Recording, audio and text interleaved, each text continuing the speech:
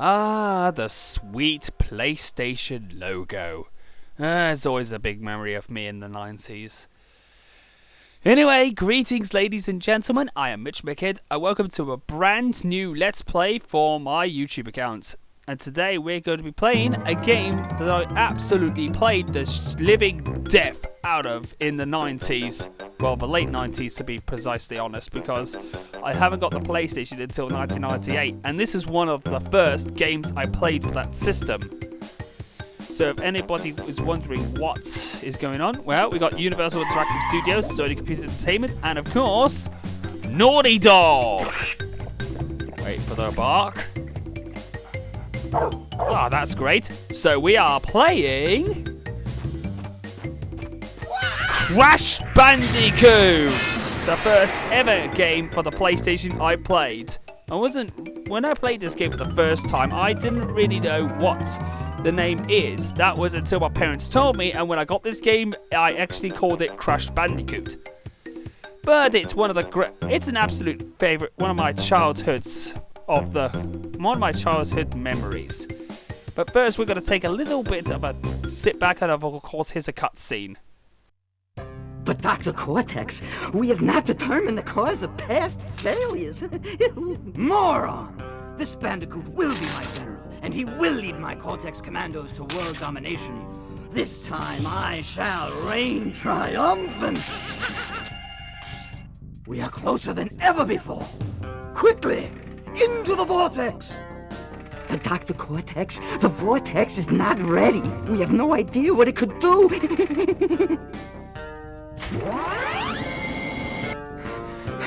Failure again. Capture him! Uh-oh.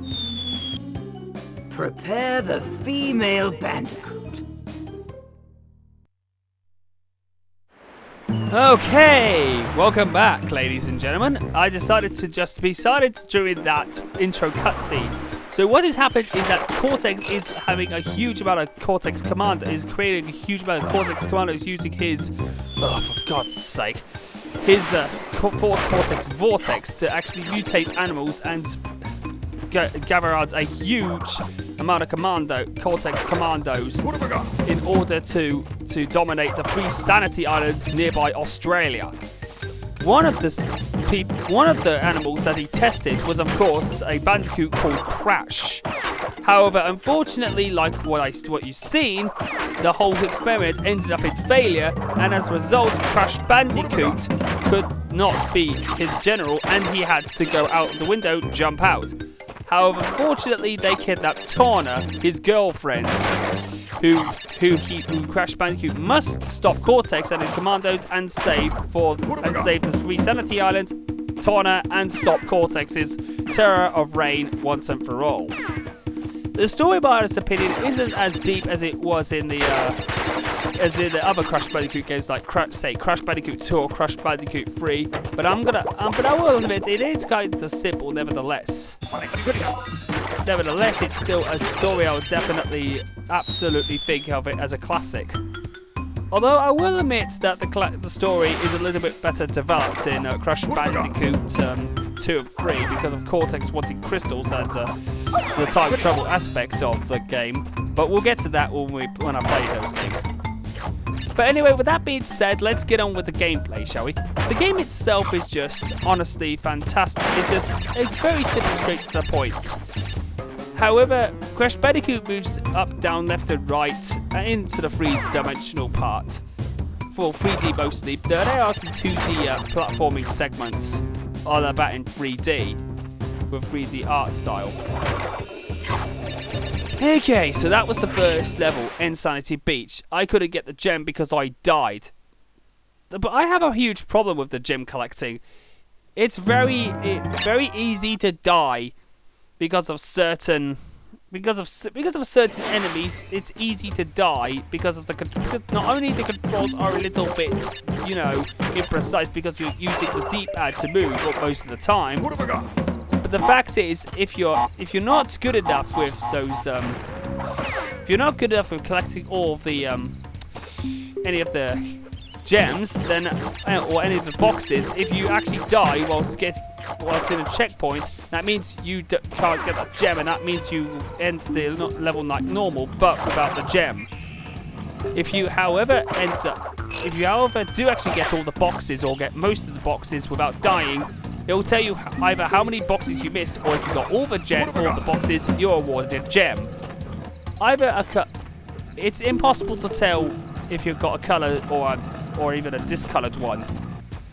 The discolored one would later become the box gems in the later games, which is pretty much conveniently named. There's also, in order to ensure your survival is better, you can actually collect Aku crates, which can allow you to actually use Aku to protect you from one hit. 2 Aku protect you for 2 hits, while 3 Aku you get invincibility. Also, there are bonus round tokens, either in Tawna, Brio, which is in the second island, or of course Dr. Cortex in only a couple occasions. The Cortex icons only have 2. The Cortex icons are like key stages. If you actually get 2, you can actually get 2 keys to unlock both the unlockable stages. However, unfortunately, the unlockable stages can't be unlocked as normal, but you have to get the key in order to actually get any access to it. So what I'm going to be doing here is I'm not going to show you how to get not to get to all of the gems, because that's going to take a lot of time, and I want to go from start to finish. Another reason is because the game's ending isn't canonical to the next game. Like what Brain Scratch Comms say, the ending does not make any canonical sense whatsoever, I believe. And unfortunately, it just doesn't seem to be. It just doesn't. Whenever you get the best ending, it will bypass Cortex entirely. So defeating Cortex is pretty much necessary if you want to know how the events of the second story game start the second Crash Bandicoot game story actually unfolded. So, although getting all the gems may be a 100% achievement, this isn't really much of a not getting all the gems doesn't really matter in the slightest, because because if you want to know how Crash Bandicoot 2's story actually unfolded, then you must defeat Cortex instead of getting all the gems or getting to Tawna. But then again, you do save Tawna anyway after defeating Cortex, so why should that matter? What have I got? Alright, so let's go. Oh, that was my fault.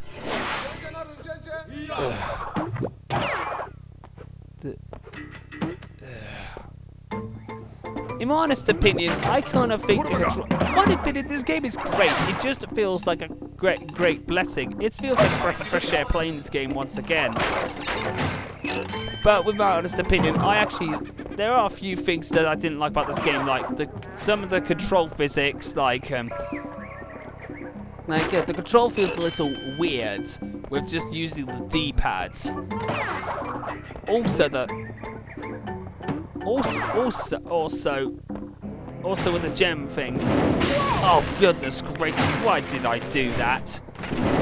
Yes, because if you want to get a gem, you have to actually go through the whole stage without it dying a single time, and that's really bad, and that's really What have I got? really a pain if you're on the harder levels like Slippery Climb or any of the bridge levels, or of course Cortex Power, which all of them are in later on in the LP. Another thing I didn't really find particularly enjoyable was, of course, a few of the bosses, some of the bosses like Koala Kong, and of course, I think Koala Kong is the only boss I didn't like. Another thing is some of the Brio bonus rounds just feel completely pointless. The only bonus rounds that have any point or purpose in this game are the Tawna bonus rounds and, of course, the Cortex key bonus rounds, which you can actually save. On Brios, on the other hand, you cannot save. You'll just go through, with the exception of gaining extra lives. It just doesn't feel that entirely point.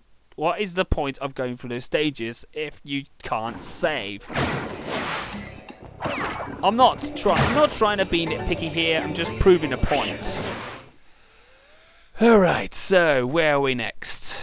We've gone through the map and boulders. Ah, this stage. It's the Indiana Jones like levels. Now don't get me wrong. This game isn't entirely that bad despite the mechanics and all that stuff. There are some absolutely good aspects of the game, like some of the level designs, like the boulders level designs just feel Indiana Jones-esque. Absolutely amazing.